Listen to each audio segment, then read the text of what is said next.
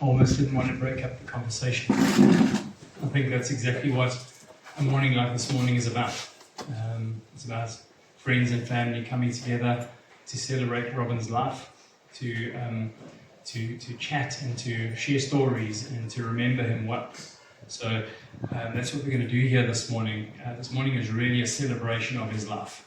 And so my hope and my prayer is that you would all remember stories, that later on in the service you all are going to be given an opportunity to come forward and share something, and that many of you would be able to do that, so that his memory remains strong.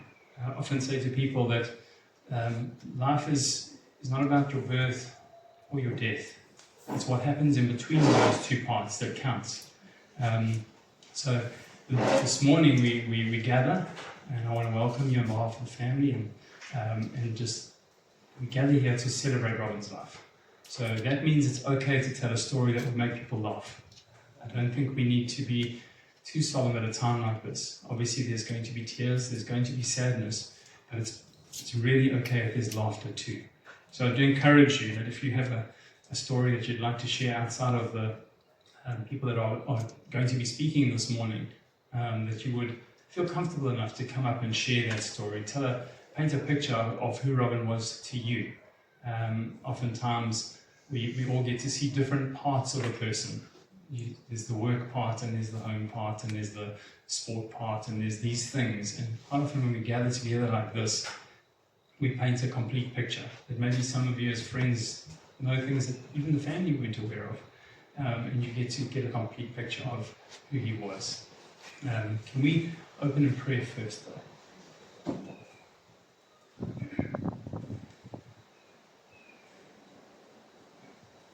Heavenly Father, we thank you, Lord. We thank you that as we gather here this morning to celebrate the life of Robin, that you're bringing peace into the hearts of his friends and his family, that you bring them comfort in this time, Lord. That we would be able to hear stories of who he was to each and every one of them. Father, that he would be remembered well this morning, and his life would truly be celebrated. We thank you, Lord, for that.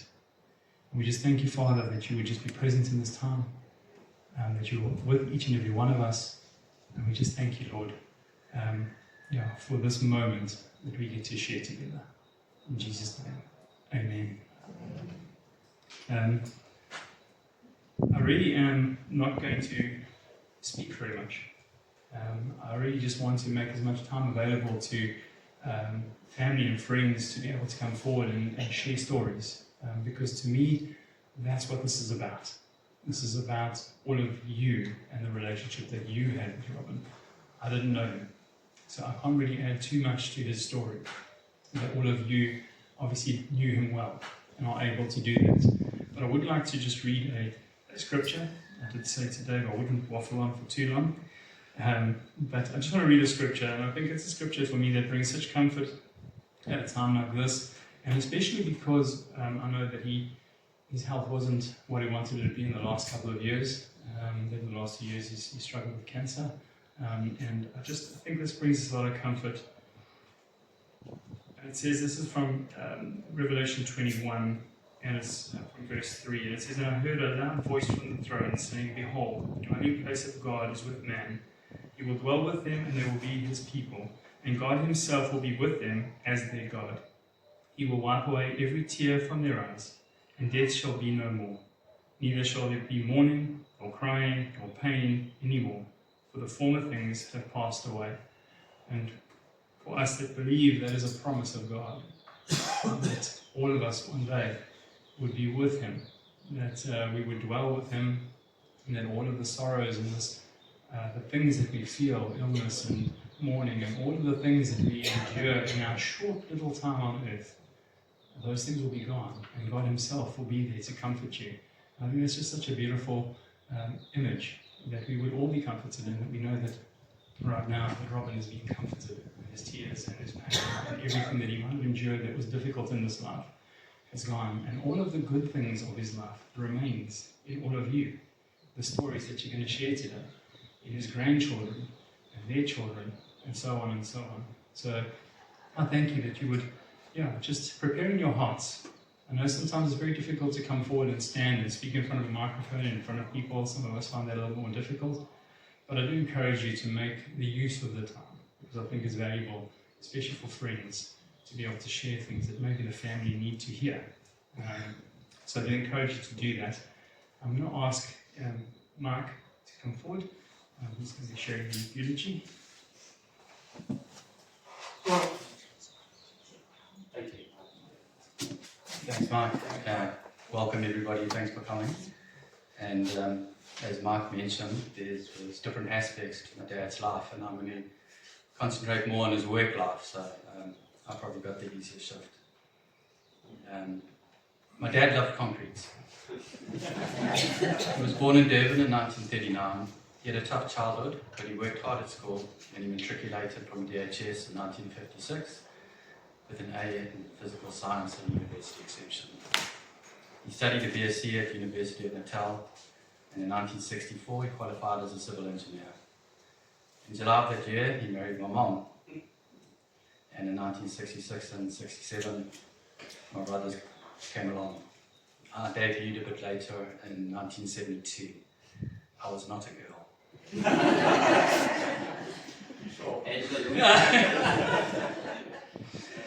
Around this time we built our family home at 28 Chelsea Road, Westville. This home looked a little bit different to my friends' homes, and it was a happy place for the five of us. Meanwhile, back at the office, my dad's professional career as a civil engineer was taking hold. And it was in that same year, 1972, he joined the firm Campbell, Barumpich, Yarwich and Partners as a senior engineer. He worked hard. He was made a partner in 1980, and during his years at KYP, executed hundreds of projects in Durban, including the old Mutual Centre in town, a 32-storey office block, the Pavilion Shopping Centre, Coca-Cola factory in Phoenix, the Workshop Shopping Centre in town, and many more. He was quite prolific. He did a lot of things, and I found a letter, and he was sent to Hong Kong for 2 years to work over there, and he had to apply for his professional registration over there.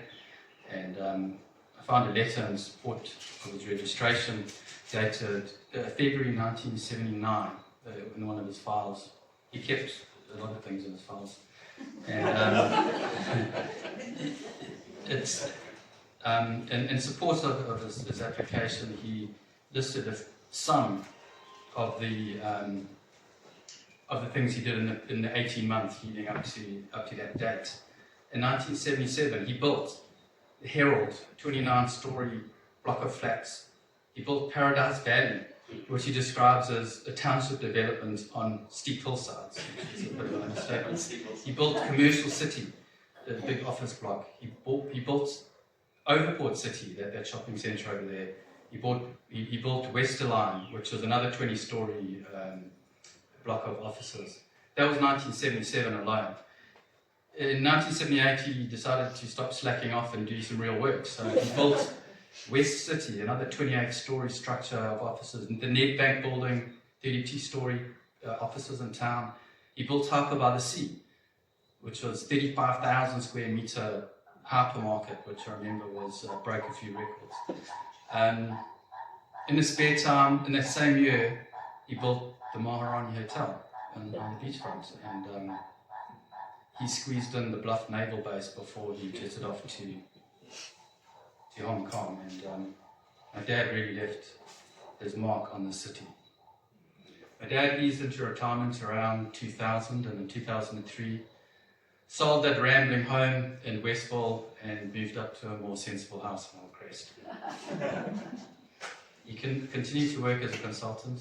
He threw himself at any building challenge he could find, no matter what the size, with the same unyielding focus as if it was another shopping centre. My dad worked really hard. He took ownership of his projects. He took responsibility for mistakes made, but he didn't seek the spotlight of his success. He was a humble, quiet, intelligent man. He challenged himself. He planned meticulously. He always read the instructions. He was sensitive and compassionate, and he never complained.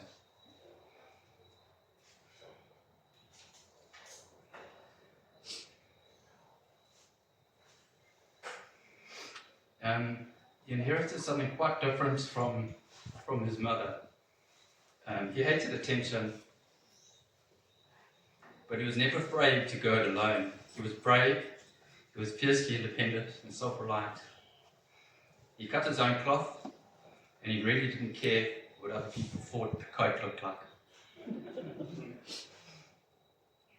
My dad loved concrete, but there was one thing he loved more, and that was reinforced concrete. Well done.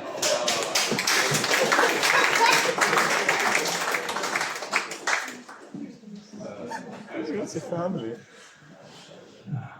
That was good. Well done. I think maybe pass on. Wow. The people you know and the things that they do, and what an incredible man. What an incredible legacy and an incredible story. I'm just standing and I'm thinking, I'm just in awe. And that, having spent a little bit of time with all of you, that humility that you speak about is in all of you. So he's passed that down, and that's a beautiful thing. Jill, you're going to come and share something.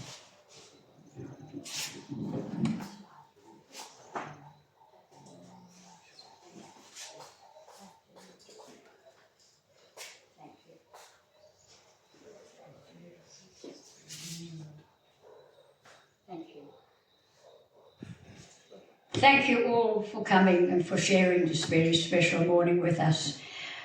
I think it would be inappropriate for me to launch straight into what Rob was and what he has been to us without first paying tribute to his mum. Rob's mother was Sylvia Doreen Wise, and a more wonderful person you could never meet. Doreen was little, but she was fierce. She was kind to a degree, she was generous to a fault, she was loving, she was a very, very special person, and Rob adored, as we all did, dear Doreen. We never called her Sylvia, she was just Doreen.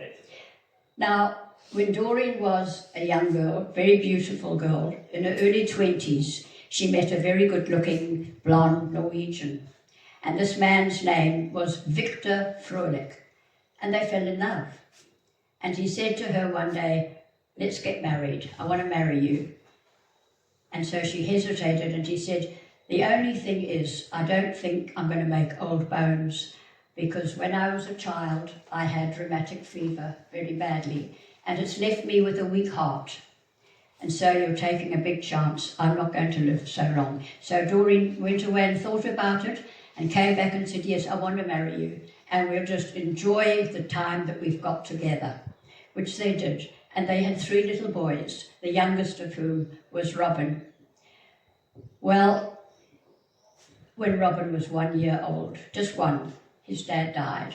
And there was Doreen left then with 3 little boys under the age of 5. Very tough. What could she do? Well, she found a Christian family called the Allisons. And the Allisons were very kind people without children of their own. And they lived in Ridge Road, and they had a big house, and they took in 10 children, 3 of whom were the Saunderson boys. And Robin, although he was very little, just a little more than a toddler, had fond memories of this place. And he always used to say, after supper, we all got 2 little sweets, not 3, not 1, 2 little sweets, and that was our treat. And they were really kind to Rob. And then every weekend, Doreen would come. She found a job, of course, she had to, and I think that's when she started smoking. Because life had been very, very hard for her. And she would come and take them out for the weekend, and then they would go back and spend their rest of their days at the Allisons. So this went on for a while, and then Doreen met a very important man, and his name was Alexander John Rayburn Saunderson. He owned a factory, and he was really quite what we would call big stuff. And so he and Doreen started going out together, and then he asked her to marry him.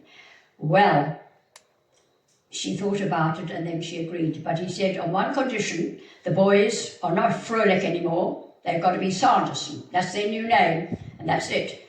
So she said, all right. And he said, another thing. He said, I want to be together with you, just the two of us, on our first year of marriage, and you've got to pack the boys off to boarding school. So she did that, and Rob has, I won't say fond memories, but memories of Cockstad boarding school as a little boy. And he just remembers the cold, the freezing, the snow, and so on. But after a year or so, Alec relented, and they came back home. But it proved to be not a very happy home. Alec and Doreen never had any children, and looking back, I presume that he maybe felt a little jealous, that he was a little put out because there were these three lovely boys, and you know, he was the main he was the boss. So it wasn't a very successful and happy marriage, so much so that the day after Rob wrote Matric, he said, right, he packed up and he'd had enough, and he went to stay with a friend. And he needed to have a holiday job before going to university, which he'd applied for. And so apparently he just walked up and down the streets of Pinetown looking for work. And he found a job repairing radios in Pinetown. And that's what he did every day, went in and repaired other people's radios. And then the time came to go to university. And again, he found a friend there. Oh, is Mike here? Mike Kirkwood? I don't think so. I don't think Mark is found now. Oh, anyway, he and Mike Kirkwood became friends, and they shared a flat together. And of course, Rob didn't know any money at all, so he used to go and work at the races every Saturday afternoon, and that's how he survived. And another thing, because he had no cash, he couldn't buy any books to study. And he said the whole of his 4 or 5 years at university, he just took the books from the library, and he spent hours and hours in the library, and he ended up getting his, honours degree and so on, all thanks to the Natal University Library. So he didn't have to buy a thing. So really, that's sort of just a little pen portrait of his life together. We met in 1964 and we got married just before he wrote his finals, and so our first years of marriage life were always me reading his notes and giving him little tasks to do, and he repeating things, and we sort of studied together. But we were very relieved when he did pass and he became a qualified structural engineer. And he first worked with David Mickle and Harwood, who were old urban engineers, and then he moved to Campbell Brombitz, as Michael told you. And then his big breakthrough came when he was asked to help design the Jubilee Sports Centre in Hong Kong. So a massive job, and it required him being there for 2 years. So we all packed up and went over, and we had quite a memorable time. But during that time, we hardly saw Rob, because even on a Sunday, he'd go to the office. He just worked terribly hard, and the boys went to an international school, and our vision was definitely broadened by our experiences and the people we met in Hong Kong. It was quite a landmark in our lives. When we did come back, and for Rob's hard work, he was rewarded. He was rewarded with partnership. And then we were fully involved with Paisley and Mays, and life was very sweet. So really, that's just a pen portrait of Rob, and I just want to thank you all so much for sharing this time with us, and for coming and for honouring him, because he certainly was a wonderful father and husband. And I just want to tell you that on the 11th of July, just a couple of months ago, we were blessed by celebrating, wait for it, celebrating our 60th wedding anniversary. So that's really a lot to be thankful for, and I thank God for it all. Thank you.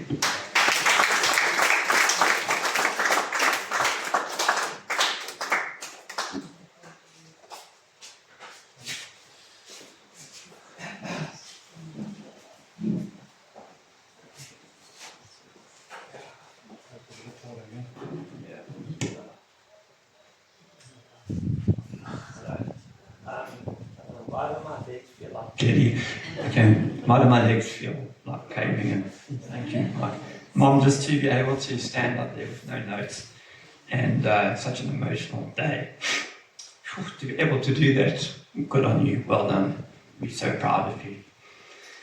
Okay, guys, I don't know how this is going to come out, but I'll do my best, and forgive me if I ramble and lose track and are scattered, but unfortunately or fortunately, that's kind of the way I roll.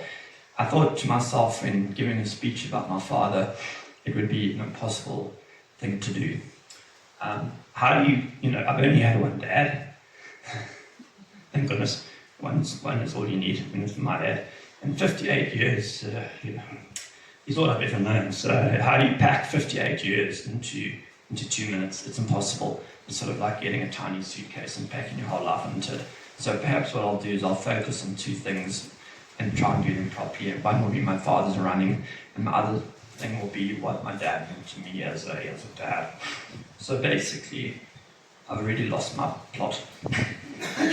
Where's number 1? Okay, start here. All right, I've changed that. I've changed that completely. So we're just going to go straight to point number 2. So as everybody here may or may not know, I like running.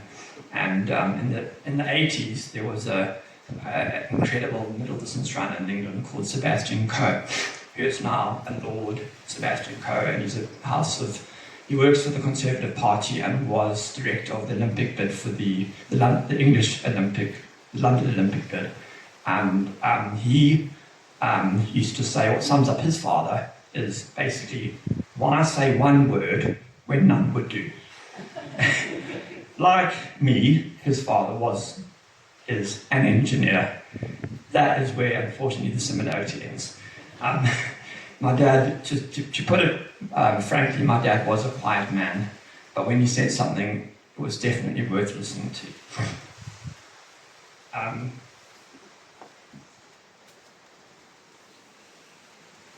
Dad was very accurate with facts and figures, as Michael and David alluded to. He was one for stats, and he knew everything. It had to be exact. And on more than one occasion, I'm sure Mom won't mind me saying, he would say, nope, that's not correct. That's not how it went. There were 3 lemons left on the windowsill, not 5. Or, he was it had to be exactly precise. It might have been the engineer in him. He also was fanatical about the truth. You don't twist the facts. You give them as they are, and let the pieces land where they are. So let's talk about the running. Before the year 2013, my mum and dad were living up in the Gardens, Hillcrest, and we had an aging dog called Gitter, who my dad used to walk periodically around the village daily, and I think he was seen by many. Gitter passed away as an old dog. I think my dad must have felt, well, I'm at a bit of a loose end, I enjoy my walk. So he started walking without Gitter, and quite shortly after that progressed to running and walking. More or less the same time, Bruce Fordyce and his friends started the park run in South Africa and rolled it out to Shongweni, where my father thought, well, I'll just go along and do one too. Well, needless to say, he did 250 park runs, which if you think of it, there's only 52 weeks in a year, so that is a lot of park runs. He ran every day during COVID-19. He used to run and phone me and say, what did you do today? And I said, no, nothing. I just sat around feeling sorry for myself, wondering when the world's going to end and we're all going to die. Pops would say, well, I just got back from a run. I did 8 carrots today. I needn't have asked, because he did the same thing the day before and he'd do the same thing the day after. I don't know how he did it, but he ran every day pretty much for a year in COVID. Maybe that's what got him through it, but hats off to you, Dad. That's absolutely incredible. His park run was probably the highlight of his week. He'd love it. Go to Shongweni. My mother would wait patiently in the car with her knitting or coffee or whatever. Every now and again, Dave I would go and join him there. It became the central role in his life. He also decided to spread his wings, and he did the DRAC, run the rivers, run up in the Drakensberg, and I managed to find a little notebook of his because I couldn't access his data on the internet because I'm rubbish at that. So I found his notebooks and I found some interesting entries. So on the 28th of May, 2022, he wrote, Umkamar's park run, 36:14, age record, exclamation mark. Dad was competitive. Michael said the other day, we were talking about it, he said, Dad was competitive. He was quiet and stoic and unassuming and humble, and he was competitive, and he was driven, and he was proud of the fact that he got an age-grade record and was the fastest 8-year-old in Umkamars. So, nothing wrong with that. Bearing in mind, the average time was 41:57 for the park run, which he had boldly blazed under his time, as if to say, well, I'm an octogenarian and I'm 5 minutes quicker than the average. Nothing to be ashamed of. He also found diarised in January the same year, the Run the Rivers. He ran on the 29th and the 30th of January. Day 1, the 29th, 15 kilometres, 2 hours, 24 minutes and 7 seconds. I had 218th position out of 339, F batch. Day 2, the 30th of January, upgraded to E batch. 196th position out of 334 in a time of 1 hour and 6 seconds and 6 minutes and 30 seconds. All very methodically and carefully diarised in his journal. So he kept himself, but it's all there if you start looking in the literature. He was proud of his running, and I think he got a lot out of it. Perhaps, as my mom said the other night, what could have he been had he not devoted himself to his work and his family in the younger days? He could have amounted to a really competitive, really good runner. We'll never know that, but he definitely got a lot of love out of it and a lot of fulfillment, as he did in everything that he undertook in this life. So, if you took a look at our story, mine goes back to 1992, when I decided to do a very silly thing, which changed the trajectory of my life. I decided to run the Comrades Marathon. Well, from that moment, that crazy thought, Dad was all over it, with charts, with average pace, with how fast are you going to run until Assegai, and then what's going to happen until Drummond, and what are your split going to be at the mat, at the bottom of Cowies? Where will Zola Bud be in relation to you? Where will David and Murray be in relation to Zola Bud? Where would have Bruce Fordyce been had he run today? How long would he take to cross the start line at the beginning? 6 seconds, 60 seconds, or perhaps 6 minutes? It was all there. I said, well, Dad, I don't know. On the street, I don't know, I've trained. So I used to give him this anything kind of answer. Dad, I should run 9 hours, I should be at halfway in 4:45 or 4.5, or whatever it was. I'm the opposite of my father when it comes to these things. I just wing it completely. And I don't know what I'm going to do, but it just seems to work out quite well in the end. Nonetheless, Dad had it down packed. He'd analyse things and project things for the following year. Again, true to my dad's character and personality, analytical, practical, functional, and thorough, and extremely interested in other people, especially what his family were up to. So it wouldn't have been the same without Dad. He knew exactly where we were at any given stage and how to get to those spots. There's only one person you can match, and I think that's Tiffany. She knows some back routes, but goodness knows how she's found in. And I'm a terrible second. I've come to realise I'll stick to running. Dad also threw himself into Michael's pursuit of the doozy with equal enthusiasm, hauling my mother up Bishop's Toe, wherever that is, up some godforsaken hill outside the middle of nowhere, Maritzburg, in the rain, heat, and goodness knows what else, waiting for Michael to come running up or walking up the well-trodden path with a boat on his head, again with sandwiches and juice and Energiades and whatever else. He had all Mike's times written down. He really got super involved with things when he had the time to do them, and whatever he did, he really did it well and sort of to the nth degree, and certainly wouldn't have been the same doing these things without him. I ended up running 24 comrades, and I'm not done yet. Dad was with me for 22 of them. The one year he wasn't. The one year he wasn't with me was 1997. Mum and Dad were in Australia that year. Lucky them. Diving the Great Barrier Reef, visiting Uncle Michael and whatever else. I set myself on running a silver. that year. So anyway, so one of the reasons I think, I pushed myself so hard, I did it. It was fun. So there were times growing up where I wasn't really the ideal son. It was bad and naughty, sort of. And managed to find a lot of redemption in a personal way because of that. And yeah, we just go forward. Anyway, enough about that. Mom just does it with no crying. I've had to take a slight tranquilizer and I'm still crying. So anyway, so that was important to me. And right, so who was Dad to me? So I think Dad was a magic person. Dad was like Doreen. Dad could turn the mundane into the magical. Dad could turn the magical into the stupendous, or a word he used to often use, which I can't remember. He used to call it sensational. Going up to supper was sensational. We didn't do it often, but when we did, it was special, and he made it worth it.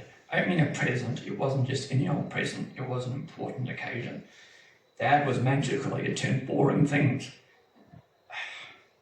into special things. So yeah, Dad was our rock.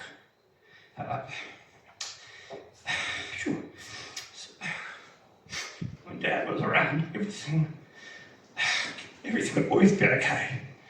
You just knew that. He was a ridiculous optimist. He had to be.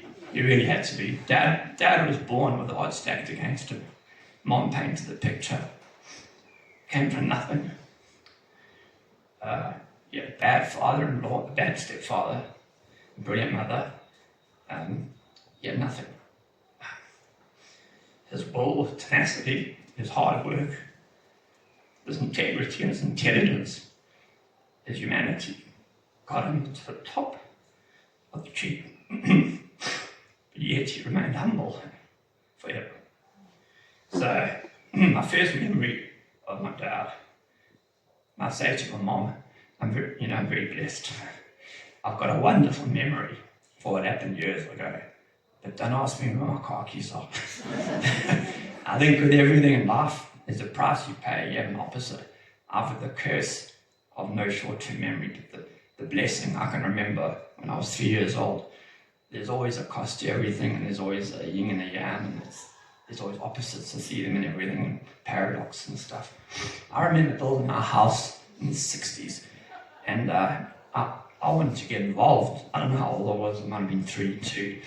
So I had a wheelbarrow. My dad always laughs. He said, Andrew was standing there, and there was Samson and Duna and all the guys in a row. And there at the end was a little chap, he's about 2, and he's got a plastic wheelbarrow. He wants to build a house, and that was me. I kind of remember stubbing my toe on some reinforcing mesh, which ended my building career quite early. I remember coming home after work, some ridiculous hour, and we were underground.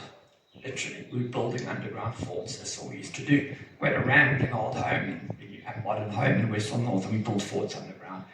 My dad was an engineer, and our underground forts didn't really conform to the building standards of a structural engineer. He bashed them down. I'd get really upset. But we built them again the next day, and the same thing would happen. So then it was tree houses, and we did the same thing there, because he reckoned these things were just not going to last. Other memories I remember of my dad was in the 70s, and this, I wish Mark was here. Dad loved fireworks. He was eccentric. He really did. And the 5th of November was Guy Fawkes Day. And as a family, we used to do Guy Fawkes Day. We don't anymore, but back then we did. We were sitting at home doing nothing. Dad came in with a whole bunch of fireworks. Our best friends, family friends, the Kirkwoods were there. Dad also had another thing next to me. He had this leather case. And he opened it up. Oh, what you got, Dad? And he had our favourite thing. This was the best. It was an old reel-to-reel projector. And he had these 2 huge reams of film. Oh, wow, brilliant. So fireworks started the night. Oh God, whole Westfield North went crazy. We thought it was fantastic. Yeah, Catherine wheels and goodness knows what else. We didn't have those bangers that made such a noise, but we had lots of fireworks. And then of course it was over and the projector was set up. And Arsenal versus Liverpool FA Cup finals. And I don't think Mark remembers. Do you remember, Mark? No. I know you don't remember because you supported Aston Villa. David and me were watching with Langley. No, Langley wasn't. With Nick and Tom, and this this FA Cup, it had happened like 1972, perhaps the year or two before. And this FA Cup ended in extra time, and extra time, and extra time. And Mike, my dad's mate, said, well, this game's going to go on so long, it's going to end up with both teams actually collapsed on the floor, lying down, and one of them is going to blow the ball over the line because they're going to be too tired to stand up. And I believed him. I think I was 6. Jeepers, Mike's amazing. And at that moment, we decided we'd have to back a team. I think this was now at the end of the game, and it was going to be just the first session of extra time. Because in those days, there was no sudden death goalkeeping or anything. So anyway, extra time came and went. David and I, we went with Arsenal, and the Kirkwoods went to Liverpool. And it stayed like that ever since. That was the beginning of our love affair with the beautiful game. But that was the kind of magic that Dad used to bring into our lives. He used to bring on all sorts of little things from work, which used to bring us lots of joy and happiness. I was going to mention my dad's qualities, but I'm not going to because I'm going to talk too long if I do, and it's going to be boring. And everybody else has said them anyway. I've got all the normal stuff like calm and altruistic and egalitarian and consistent and loyal, but I don't think that adds much value to the speech whatsoever. So I'm going to say now, I think, a poem, because I thought my mom wouldn't want to say anything, but she'd actually stole the thunder. But I've got the poem, so I'm going to say it. And it was one that they said, it's 4 weddings and a funeral. And it's called, what is it called? It's called Prevent the Dog from Barking. No, that's part of the poem. Right, so the poem, it doesn't matter what it's called, I don't know. But it's just like this. Stop all the clocks. Cut off the phone. Prevent the dog from barking with a juicy bone. Silence the pianos with a muffled drum. Bring out the coffin, the mourners come. It's called Funeral Blues. Let aeroplanes circle meaning overhead, scribbling on the sky. Message, he is dead. Put crepe bows around white necks of the public doves. Let the traffic policemen wear black cotton gloves. He was my north, my south, my east, my west, my working week and my Sunday best, my noon, my midnights, my talk and my song. I thought that love would last forever. I was wrong. The stars are not wanted now. Put out everyone. Pack up the moon and dismantle the sun. Pour away the oceans and sweep up the wood. For nothing now can ever come to any good. I know it's a negative poem, but my mother loves poetry, and I felt it fitting to end it like that. Thank you for coming. God bless you all.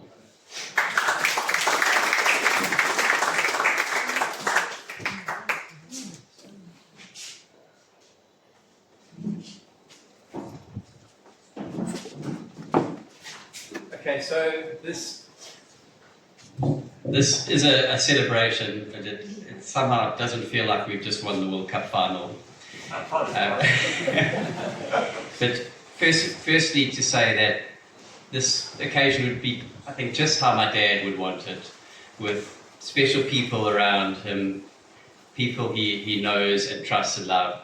And if he was here, I know he would name every one of you and tell you a story about them, and he would be able to introduce you. So thank you very much. I really mean that. Every single person here knew and was special to my dad. Talking about all these buildings and so forth. So we're driving past the pavilion, and my dad says, "Those domes were tricky." I was like, "Okay, tell us more," whatever. That's it. That's sort of what we got from my dad. In a word, to sum up him, he was a doer. He did stuff. And Mark, we talk about building surf lodges, we talk about exotic places, we talk about mountains, we're talking about ice crevasses, we talk trail running, we talk about 95% of the stuff we never do, 5% we do, we talk about it, which is fun. My dad, exactly the opposite. He loved projects, he loved doing stuff. Little things, here we go. Tape measure, onto his little pad, draw it out, measure it out, tape measure again, draw it out, sketch it out, draw it, go and buy the stuff which is needed, do it, it'll work. Think of my mother, how's it going to be for her? Is the switch in the right place? Build it properly to last. If it's worth doing, it's worth doing properly. His best thing in the world. Thank you, Croxon's, Dickinson's, for that cottage down the coast, that old pink shack. Sitting at that round table, Dad, what are you doing? No, nothing. He's got his HP scientific calculator, which accountants don't know how to use, and his ruler, which is a triangle, and his pad, and he's drawing, and then he's up on the roof, and he'll then do some little things. He's got some ideas. Back in Hillcrest, he'll go and buy the fixings. Had to come from a special shop in Westmead, and then 3 weeks later, back down to the cottage, he would do the little project, and this gave him so much joy. I could just see today, Rob, where are you? Rob, breakfast. Where's your father? I don't know. If he wasn't in the roof, he was on the roof. If he wasn't on the roof, in the roof, he was up a ladder. And it gave him a lot of joy. He loved planning, meticulous details, getting it right. And it normally was right. I'll tell you one story where it didn't come right. We wanted to replace the wooden window sashes with aluminium. And so, you phone Scotborough glass and aluminium, they come out, they break it down, I have to replace it, and you just watch it's all done properly, pay the money, and it's done. It's simple. No. There's only one person in Durban who can make the windows, and you have to be the centre mullion, had to be this, the profile had to be non-standard, whatever. Every measurement was done, checking, double checking. Great excitement, we've got the windows, and Mike's monkey down to the cottage, we break out the sashes, and offer up the window, and it doesn't fit. I can just see the disappointment about that. Literally, the colour just drained from him. And he's like, I made a mistake. It's wrong. He took responsibility. He didn't blame the the window maker. He said, it's my fault. He said, I need to think. So we just left him. Back at the dining room table, HP calculator, liner, ruler, this sketch. And he said, I've got a plan. Whole windows had been sort of over-engineered where there was a frame and another frame and whatever. You could take this out, and he put it in there, and it fitted. Right, screwdriver, fix it, come on, and back in the game, and off we went. Fix it, and I could just see the contentment, the real satisfaction this gave. He was proud of what he did, and he enjoyed it. When we had family bras, us brothers and families and girls, eating our curry rolls and having a beer. But Dad would be part of it, but then, where's Dad? And he would be nosing around, looking at a crack, looking at a structure, how does this tie in with this or whatever. And then he would say, Dave, you asked me, a while ago about you might want to do an extension, or would this deck work, or would it be appropriate or something? Yeah, okay, we get talking, it's just a talk, I'd kind of forgotten about it. Anyway, 2 weeks later, in the email would come an idea, a little plan or something. And he wouldn't say this is my big scheme, this is what you have to do, whatever. It would just be there, use it if you want, always understated. Always, it's just there, as an idea, and you can do it. And to an estate agent, he was an absolute nightmare. When my ex-wife Cara and I were looking for properties around, you think we've got the dream house, Cowley's Hill or something. We'll go into this place, and Mum and Dad came along. So the agent thinking this is good, parents or whatever, And Dad, what do you think? He's like, whatever, okay. Didn't say no, it was negative. My mum would be, oh yeah, roses are nice, or the view's nice, or something.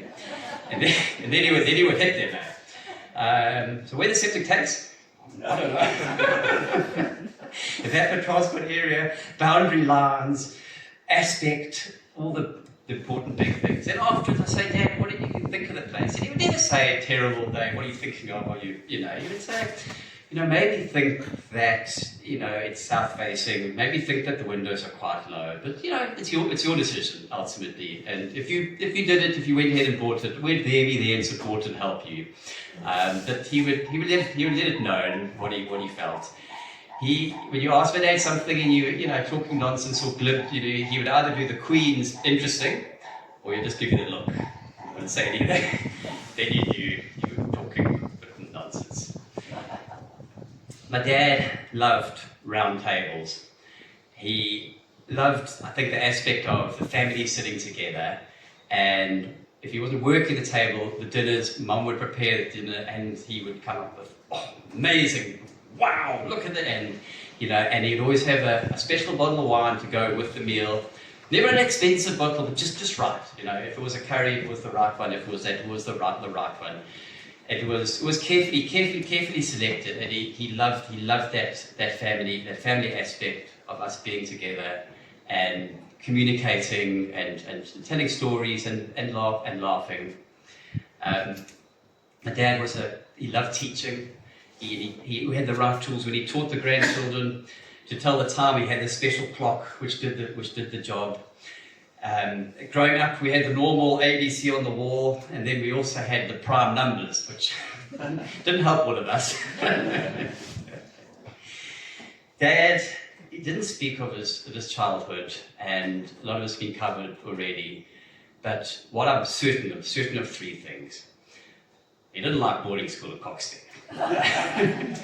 2, he had the most loving, caring, remarkable mother, and he loved her, and he cared for her.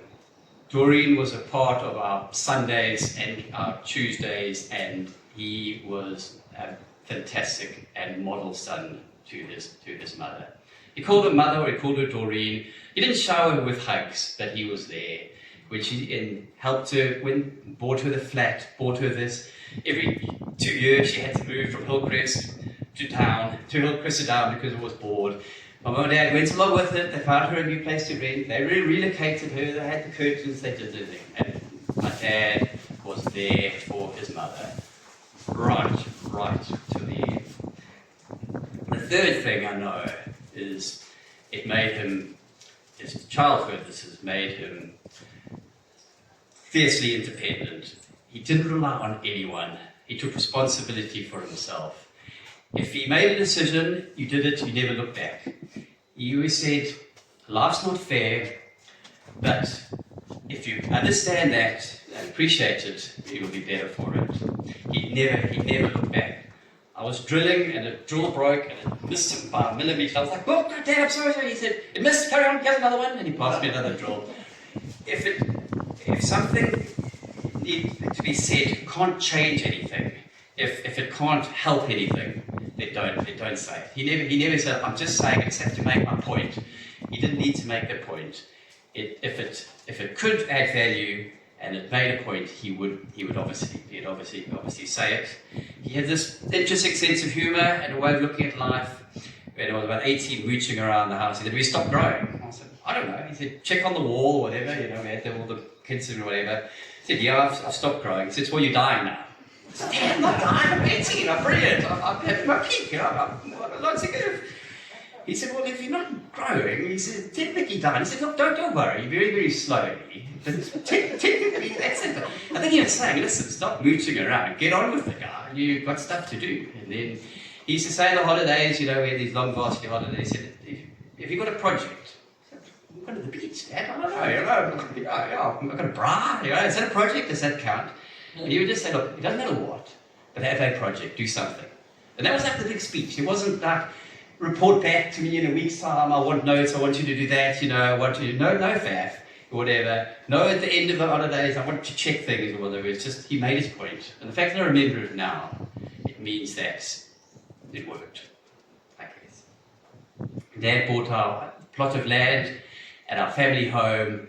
He looked carefully at the future, a plot of land big enough for 3 boys, where you could plant trees, where you could have space, where you could build and add on to the house. We called it the house with unnecessary doors. It had these numerous doors that open. But everyone looked at it, you don't need so many doors. Why have them? But they had a purpose, because the doors were made of glass and they let in light. The doors opened up into verandas, which you could then flow into a garden, and a rose garden, and a swimming pool. When you got the swimming pool, he put rocks, which you got from the M19, which the boys, we could dive off the rocks into the pool.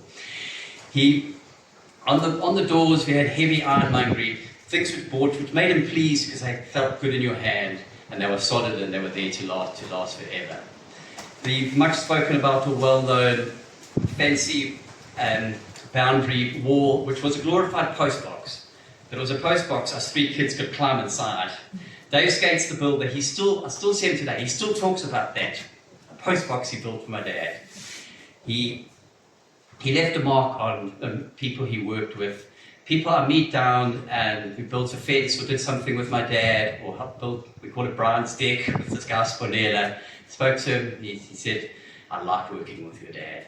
I knew what he wanted. He said he was hard and it was difficult, but he knew what he wanted, and I remember him, and I'll always remember him.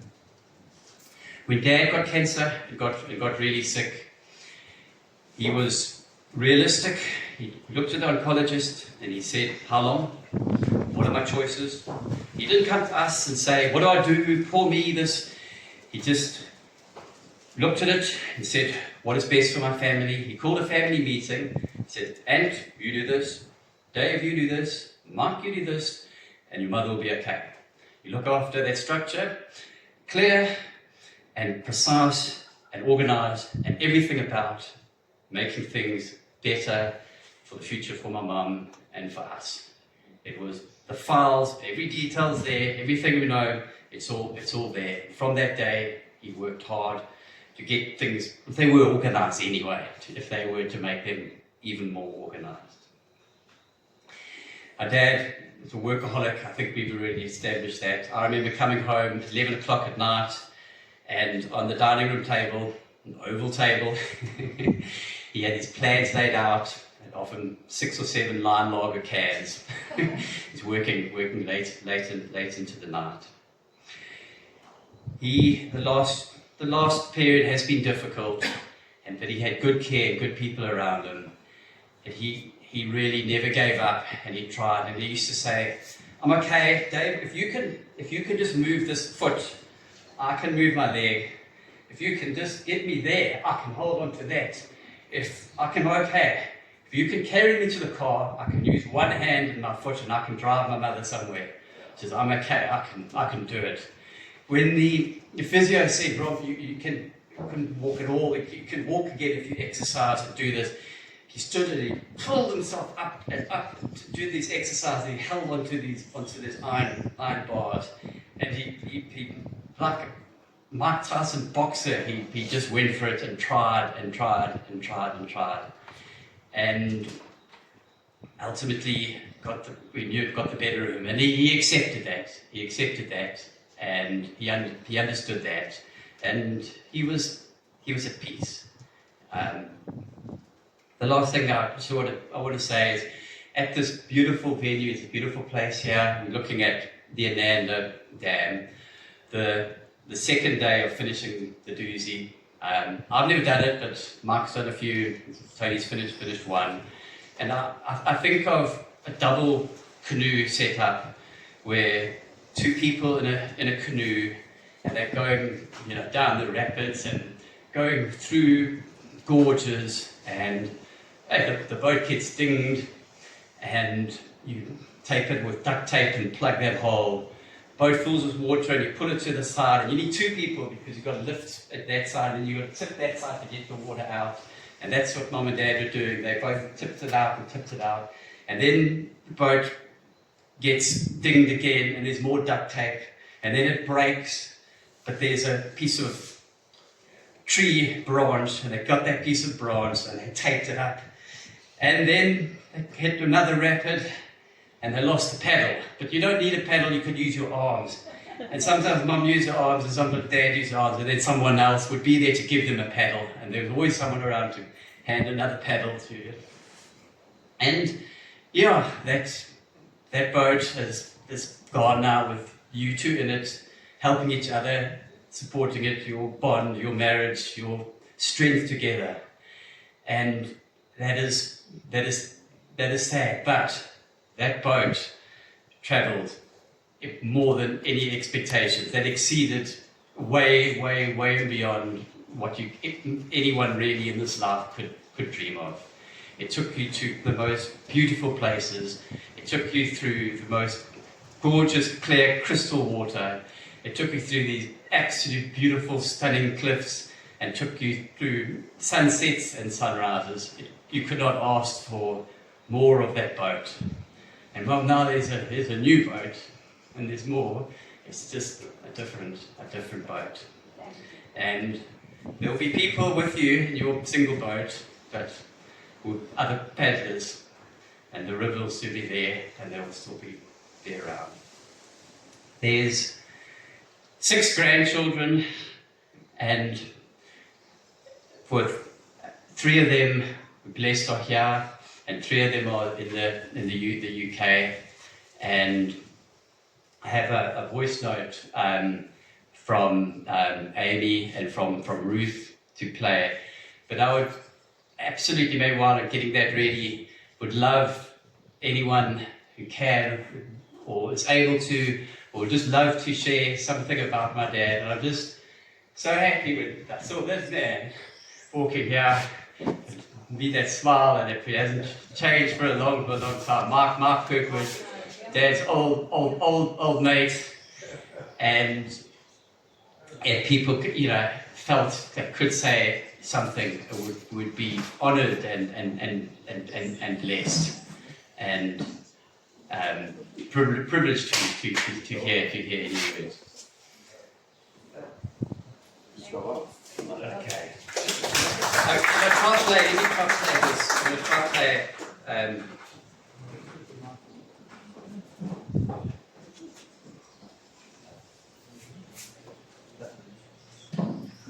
Even though I couldn't be here in person to read this, I'd like to share a few words in celebration of Pops' life. Robin Saunderson was a man that accomplished so much over the course of his life that it would be impossible to capture his character using a single word. But if I had to pick one, I would say that Pops was selfless. He was often quiet, but when he spoke, everyone in the room would listen as they knew that he had something important to say. During conversation, Pops never talked of himself, but asked questions about our own lives. In this case, I think that the saying actions speak louder than words is incorrect. Pops would keep close track of the hobbies and interests of all his grandchildren and would be sure to ask us about them every time we visited. He remembered details that sometimes even I had forgotten and always had some words of wisdom on offer. Pop supported us in person as well as through his words. Whether it was at a school play, soccer match, or a piano concert, we could always count on Nana and Pops to be supporting us from the sidelines. When I was in grade 8, he and Nana took it upon themselves to help out during my first big walk by picking me up from the breakfast stop. Even though I had only completed a quarter of the event, I'll never forget the words of encouragement and praise that he gave. The next year, he decided that being a chaperone wasn't enough. At 80 years old, Pops completed 50 kilometers at the Thomas More College Big Walk. If that doesn't prove the dedication, perseverance, and determination that Pops had, then I'm not sure what does. This strength of character continued during his battle with cancer. To the end, not once did he complain of the pain that he was experiencing. Pops would always put on a brave face for the family he loved. Pops, you are a rock in the Saunderson family and made such an impact on all of our lives. I will always treasure the memories I have of you.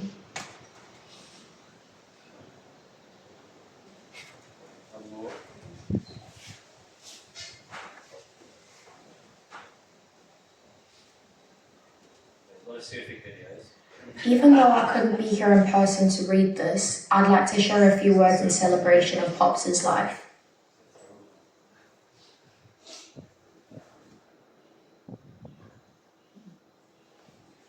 Hi everyone. Firstly, I wanted to say that I wish I could be there with you. It feels very weird being on the other side of the world.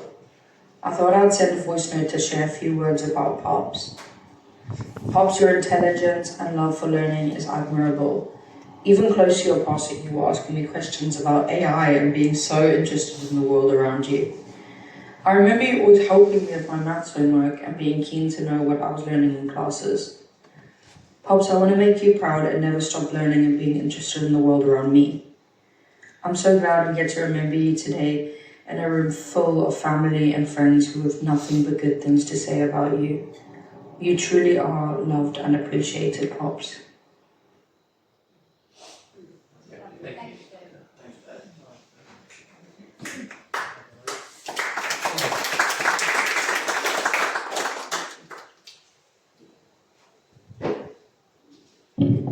Would you like to come share? If there's anyone anybody else that wants to come forward and share something, you can just come up after, just come one after each other, okay?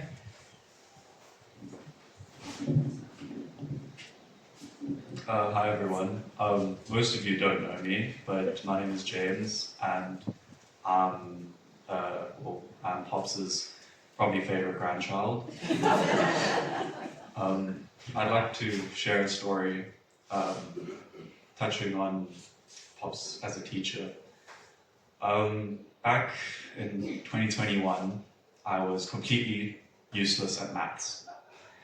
In the July holidays, the family was down at Mays in the Berg, and I was sitting outside at the table, and I was just suffering under the maths homework that I was given to do during the holidays. And I was getting very frustrated. I was huffing and hurrahing, and Pops came out, and in Pops' way, he said, "What's the problem? What's going on?" And I was like, "Pops, I don't understand how to do this."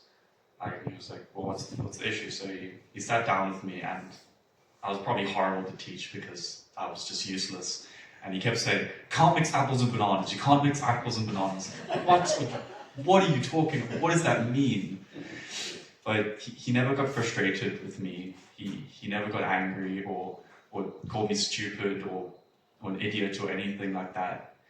He spent the whole day sitting and going through this work, and I passed the test. That was the next week.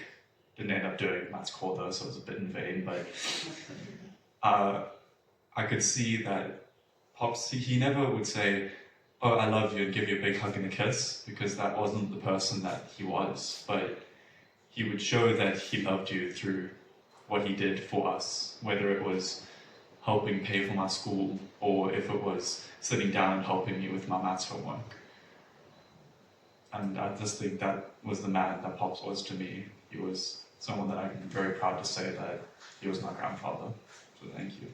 That's